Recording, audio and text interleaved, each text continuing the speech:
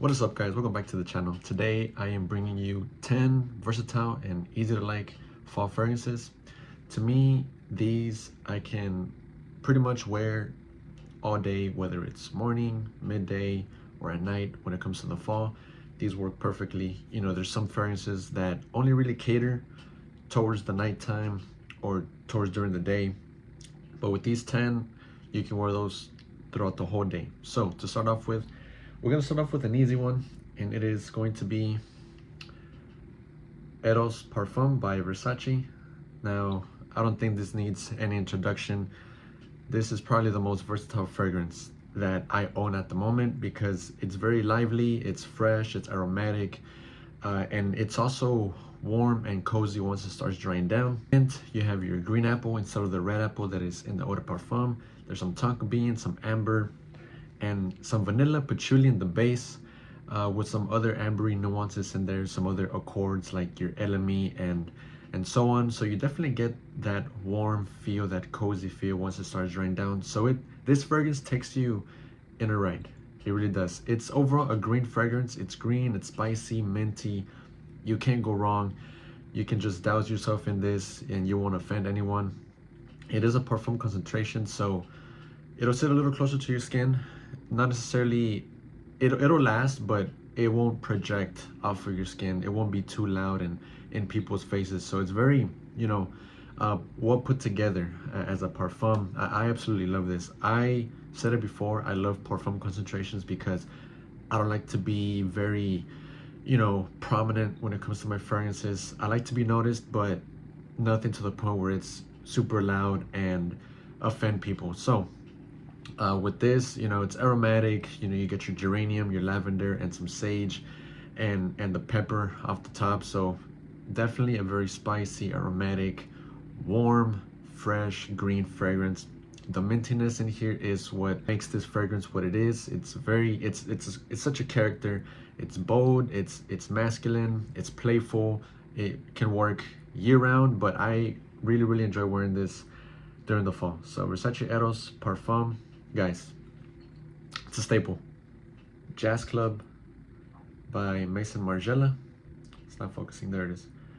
So this is well known for being a tobacco heavy fragrance. There's some pink pepper in here, some rum, some vetiver, some styrax if I'm not mistaken, and some clary sage. So it has its aromatic touches. It's fresh nuances in there with some florals like the neroli in here if I'm not mistaken. There's also some vanilla bean. It's crazy, I don't think I know any other fragrance that has quote unquote vanilla bean, that specific vanilla note. So it's such a great fragrance. It's very sweet as well, slightly aromatic. Yeah, you can't go wrong. This works perfectly during the day. It's very popular for good reason. Maison Margiela, they put out some really great fragrances. I recently got this in. First time that I wore it, it was amazing. Experience was fantastic. So as far as projection goes or performance, you will get it is loud during the first hour or two, and then it starts settling down. But if you spray enough and you spray on your clothes, you'll definitely get more out of this fragrance. But yeah, guys, sweet, tobacco, slightly spicy, warm, ambery, aromatic. You can't go wrong with Jazz Club by Maison Margiela. Abercrombie and Fitch Woods. Now this doesn't get a lot of recognition, and I really believe that it should, because it's such a likable scent. It's very old schoolish, slightly barbershop-ish as well. It's aromatic. You get your spicy notes in here, your lavender, your musk, your woody notes. It's amazing. It's not for everyone, but I think to me, to my nose, it's a safe bet. It's a safe blind buy, and it's very easygoing, mass appealing. At least from the times that I've worn it, it's garnered positive attention, and it definitely suits flannel type of vibe. When I smell this or when I see this, I think of wearing a flannel with some nice jeans, some boots, right? You can't go wrong. It's such a masculine scent, it really is. It gets compared to Drakkar Noir, and I can see the slight similarities, not completely, not one-to-one. I don't think they're the exact same thing, but in terms of the type of vibe that you get from this, that's an old school vibe. So, you can see why it gets compared to Drakkar Noir.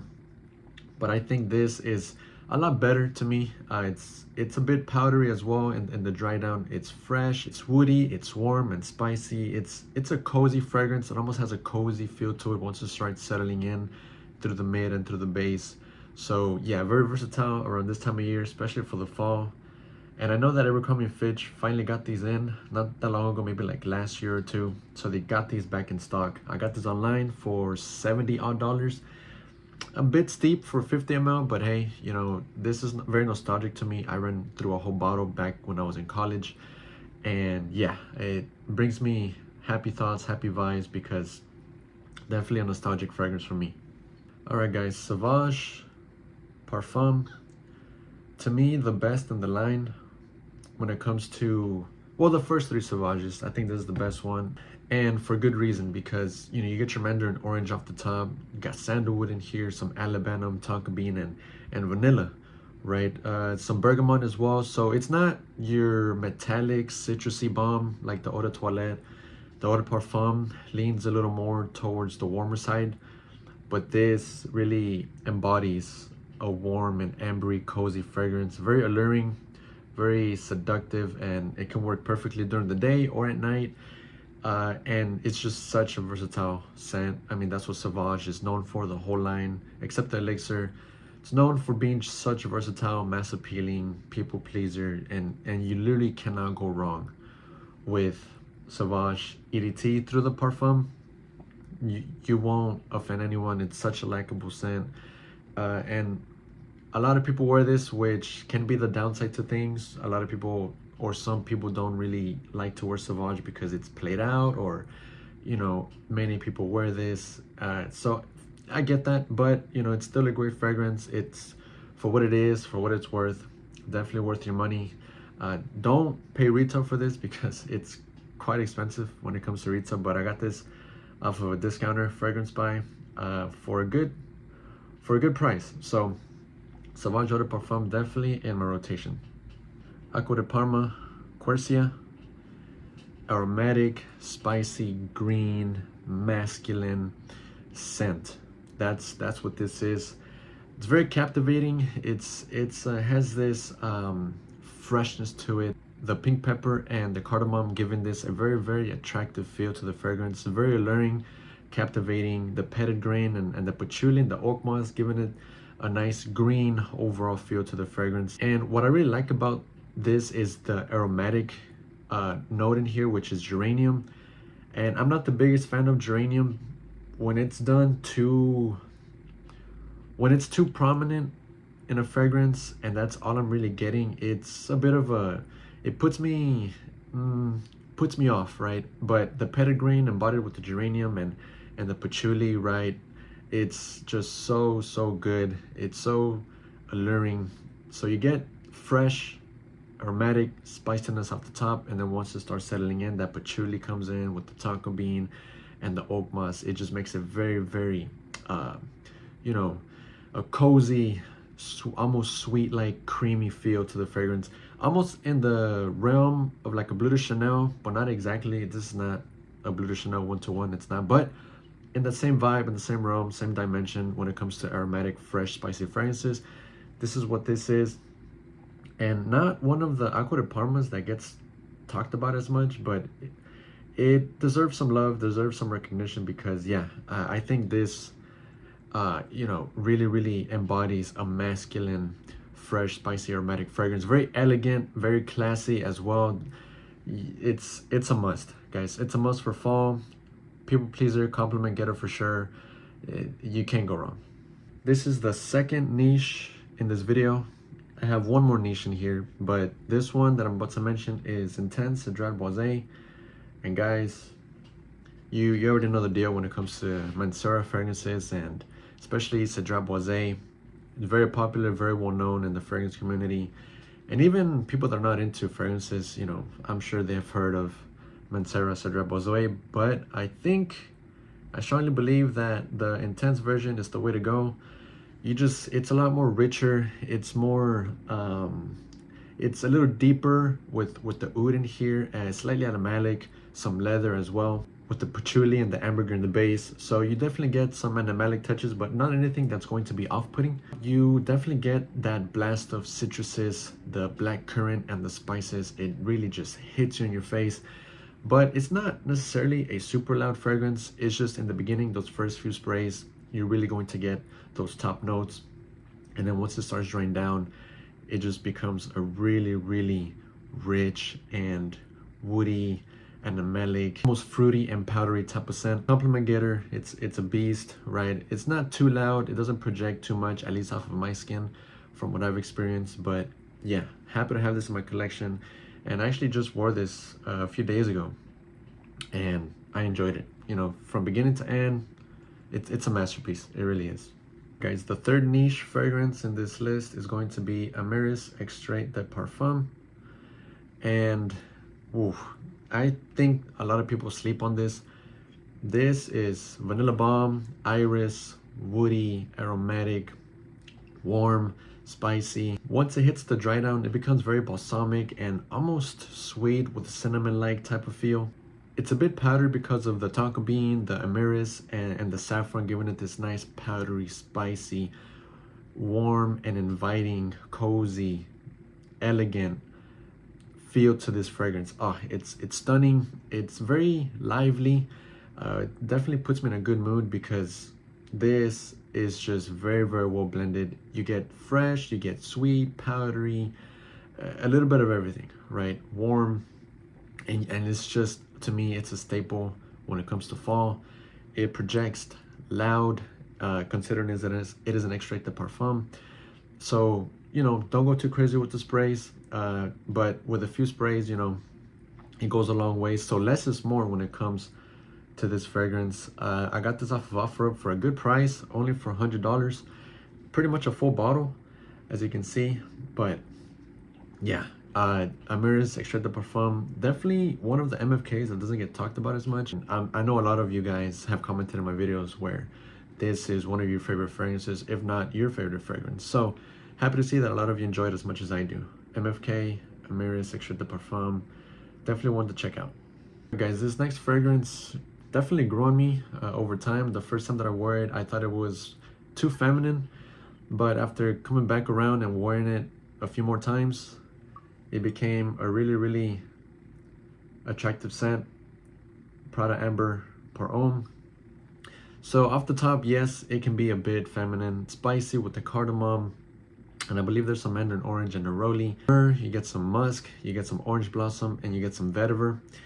And a lot of you know, if you've seen my videos, I absolutely love orange blossom. That to me is one of my favorite fragrances in fragrance, right? I just, whatever has orange blossom in it, I'm going to be, you know, attracted to that fragrance. I want to check it out. I want to see if I like it. So orange blossom definitely stands out to me. And then once in the base, you get saffron, vanilla, patchouli, sandalwood, and some tonka bean. And guys, whew, yeah, you have to allow this to settle, to dry down, because that's where the magic happens in this fragrance. It's musky, vanilla in here. It's sweet, almost leathery, and it's very, very well done. This came out in 2006, but I think it's definitely not outplayed. It definitely works still to this day, and you know, people love this. I've had people tell me that, you know, this is definitely one of their fall staples, and for good reason. I think this is amazing, hands down one of the best when it comes to Prada. The new Prada stuff doesn't really grab my attention all that much, but when it comes to their older fragrances, this is definitely one to check out. All right guys, last but not least, we're going to talk about one of my most recent acquisitions, Vintage Radio by Lattafa. I recently got this in, and wow, did I really enjoy smelling this. I had one of my buddies come by the other day and he wanted to check it out. He sprayed it on his skin and I was getting whiffs of it as he wore it throughout the day, or throughout the time that we were together. And off of his skin, man, it was sensational. It was amazing. This is a lot better than smelling it off of paper, and I have yet to try this out, but if it smelled that good on one of my buddies, this is going to be such a good experience when I finally give this a full wearing. on skin, on my clothes. So I cannot wait to experience that. But overall, this is a very woody, aromatic, juicy, fruity fragrance because of the plum in here and the fig. It's slightly sweet. There's some Palo Santo in here mixing together with that plum and those fruity notes. Oh, it's stunning. It is an amazing smell. Wow, you guys have to check it out. Oud, sandalwood in the base. Yeah, it's awesome, right? It's hyped for good reason. You know, there's other people saying that this other clone is better or this other one is better. There's a clone of Paragon by Initio, but I believe, well, this is the only clone that I've tried, but I don't think I need to check out all the other clones if I already have this in my collection. And definitely one of the best from Lattafa. Alright guys, well that's gonna wrap it up for me. What are your thoughts on these 10 suggestions that I gave you guys today? Let me know in the comment section down below. And as always guys, until next time, take care.